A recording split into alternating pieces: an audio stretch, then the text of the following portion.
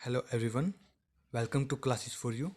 दोस्तों, आज की वीडियो में हम जानेंगे अंतर्राष्ट्रीय संगठन यानी कि इंटरनेशनल ऑर्गेनाइजेशन के बारे में डिटेल में डिस्कस करने वाले हैं। दोस्तों, आज का वीडियो इसलिए बना जा रहा है क्योंकि इंटरनेशनल ऑर्गेनाइजेशन के बारे में एग्जाम में बार बार में पूछा जा रहा है। आज का वीडियो काफ़ी इंपॉर्टेंट है, इसलिए अंत तक जरूर देखें। और आपने हमारा चैनल अब तक सब्सक्राइब नहीं किया तो इसे सब्सक्राइब कर लीजिए ताकि हमारे हर नए वीडियो का नोटिफिकेशन जल्द से जल्द आप तक पहुँच सके। तो चलिए जल्दी से स्टार्ट करते हैं आज का अपना वीडियो। सबसे पहला अंतर्राष्ट्रीय संगठन है विश्व बैंक। विश्व बैंक की स्थापना हुई थी 1944 में।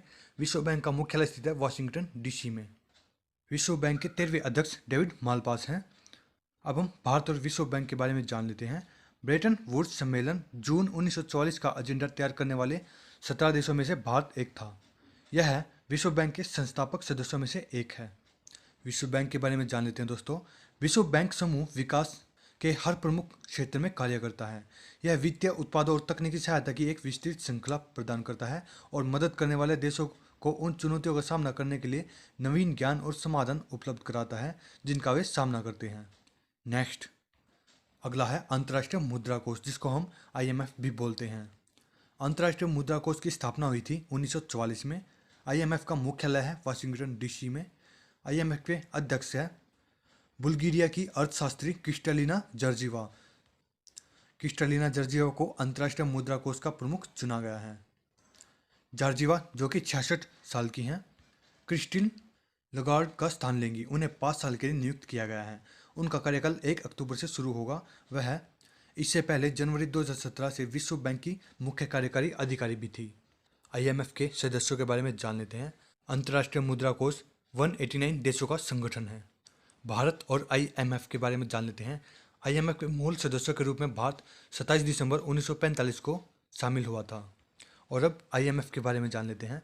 अंतर्राष्ट्रीय मुद्रा कोष का प्राथमिक उद्देश्य अंतर्राष्ट्रीय मौद्रिक प्रणाली, विनिमय दरों की व्यवस्था और अंतर्राष्ट्रीय भुगतान जो देशों को एक दूसरे के साथ व्यवहार करने में सक्षम बनाती है।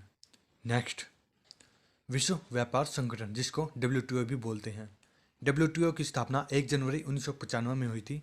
WTO का मुख्यालय जिनेवा, स्विट्जरलैंड में है। अध्यक्ष रॉबर्टो एजेवेडो है। के बारे में जान लेते हैं। विश्व व्यापार संगठन में 164 सदस्य और 22 पर्यवेक्षक सरकार हैं। WHO के लास्ट 2 सदस्यों के बारे में जान लेते हैं। लाइबेरिया 14 जुलाई 2016 को 163वां सदस्य बन गया और 29 जुलाई 2016 को अफगानिस्तान 164वां सदस्य बना था। भारत और WTO के बारे में जान लेते हैं। भारत 1 जनवरी 1995 से विश्व व्यापार संगठन का सदस्य रहा है और 8 जुलाई 1948 से GATT का सदस्य है। अब WTO के बारे में जान लेते हैं। WTO अंतर्राष्ट्रीय व्यापार में बाधाओं को कम करने और सभी के लिए एक स्तर पर क्षेत्र को सुनिश्चित करने के समझौतों पर बातचीत करने के लिए एक मंच प्रदान करता है। इस प्रकार का यह आर्थिक वृद्धि और विकास उनकी व्यवस्थाओं और आवेदन में योगदान देता है। Next, bank for international settlement, जिसको BIS भी बोलते हैं। BIS की स्थापना 17 मई 1930 में हुई थी। BIS का मुख्यालय बेसेल, स्विट्जरलैंड में है। BSL के महाप्रबंधक ऑगस्टिन कार्स्टन हैं। BIS के सदस्यों के बारे में हम जान लेते हैं। यह विभिन्न देशों के 60 सेंट्रल बैंकों का संगठन है। भारत इसका सदस्य है। और अब हम BIS के बारे में जान लेते हैं। BIS का उद्देश्य केंद्रीय बैंकों के बैंक के रूप में कार्य करना, उन क्षेत्रों में अंतर्राष्ट्रीय सहयोग को बढ़ावा देना और मौद्रिक और वित्तीय स्थिरता की खोज में केंद्रीय बैंकों की सहायता करना है। नेक्स्ट, अगला है विश्व आर्थिक मंच, जिसको WEF भी बोलते हैं। WEF की स्थापना 1971 में हुई थी। WEF का मुख्यालय कोलोग्नी, स्विट्जरलैंड में है। WEF के अध्यक्ष क्लाउस श्वाब है। WEF के सदस्यों के बारे में हम जान लेते हैं। विश्व आर्थिक मंच दुनिया की 1000 अग्रणी कंपनियों के बेहतर भविष्य के लिए एक मंच प्रदान करता है। और अब WEF के बारे में हम जान लेते हैं। विश्व आर्थिक मंच विश्व की स्थिति को सुधारने के लिए प्रतिबद्ध है। यह सार्वजनिक निजी सहयोग संगठनों के लिए अंतर्राष्ट्रीय संगठन है। नेक्स्ट, अगला है एशियाई विकास बैंक। एशियाई विकास बैंक की स्थापना 19 दिसंबर 1966 में हुई थी। मुख्यालय है एशियाई बैंक का मंडलुयोंग मेट्रो, मनीला, फिलीपींस में। एशियाई विकास बैंक के वर्तमान में अध्यक्ष ताकेहिको नकाओ है, जिनका संबंध जापान से है। एशियाई विकास बैंक के सदस्यों के बारे में हम जान लेते हैं। 1966 में अपनी स्थापना के 31 सदस्यों से ADB ने 67 सदस्यों को शामिल किया है, जिनमें से 48 एशिया और प्रशांत से हैं और 19 बाहर से हैं। भारत और एडीबी के बारे में हम जान लेते हैं। भारत एडीबी का संस्थापक सदस्य है और अब चौथा सबसे बड़ा शेयरधारक भी है।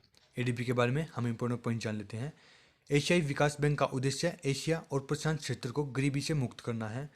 बहुपक्षीय विकास वित्त संस्थान के रूप में एडीबी प्रदान करता है ऋण, तकनीकी सहायता और अनुदान। नेक्स्ट अगला है न्यू डेवलपमेंट बैंक। इसकी स्थापना के बारे में जान लेते हैं। फोर्टालेजा 2014 में छठी ब्रिक्स शिखर बैठक के दौरान ब्रिक्स देशों के नेताओं ने नया विकास बैंक एनबीडी की स्थापना के समझौते पर हस्ताक्षर किए। न्यू डेवलपमेंट बैंक का मुख्यालय है चीन के शंघाई में। न्यू डेवलपमेंट बैंक के अध्यक्ष के बारे में हम जान लेते हैं। मार्को स्ट्राइजो को न्यू डेवलपमेंट बैंक का अगला अध्यक्ष चुना गया है। वह 7 जुलाई 2020 को एनडीबी के अध्यक्ष के रूप में कार्यभार ग्रहण करेंगे। न्यू डेवलपमेंट बैंक के सदस्य के बारे में हम जान लेते हैं। बैंक का समझौता अनुबंध निर्दिष्ट करता है कि संयुक्त राष्ट्र के सभी सदस्य बैंक के सदस्य हो सकते हैं। हालांकि ब्रिक्स सदस्यों का हिस्सा मतदान शक्ति के 55% से कभी भी कम नहीं हो सकता। वर्तमान में ब्रिक्स राष्ट्र एनडीबी के सदस्य हैं। भारत और एनडीबी के बारे में जान लेते हैं। ब्रिक्स के एक सदस्य के रूप में भारत एनडीबी के संस्थापक सदस्यों में से एक है। भारत की एनडीबी में 20% हिस्सेदारी है, % मतदान का अधिकार है। नेक्स्ट दोस्तों, इस वीडियो की पीडीएफ फाइल आप वीडियो के डिस्क्रिप्शन से डाउनलोड कर सकते हैं। अब बात करते हैं अपने लास्ट अंतर्राष्ट्रीय संगठन जो कि है एशियन इंफ्रास्ट्रक्चर इन्वेस्टमेंट बैंक। इसकी स्थापना हुई थी 16 जनवरी 2016 में, जिसमें यह व्यापार के लिए प्रारंभ हो गया था। इसका मुख्यालय चीन के बीजिंग में है। एआईआईबी के वर्तमान में अध्यक्ष जिन लिक्विन है। एआईआईबी के सदस्यों के बारे में हम जान लेते हैं। वर्तमान में बैंक के कुल 80 स्वीकृत सदस्यों में से 56 सदस्य देश हैं, जबकि अन्य 24 संभावित स्वीकृत सदस्य हैं। भारत और एआईआईबी देशों का फंड में हिस्सा जान लेते हैं। चीन इसमें 30.34% हिस्सा देता है। भारत 8.52% हिस्सा देता है। रूस 6.66% हिस्सा देता है। दोस्तों, आज का वीडियो आपको अच्छा लगा तो वीडियो को लाइक और अपने फ्रेंड्स में शेयर जरूर करिएगा। आज के लिए इतना ही, धन्यवाद।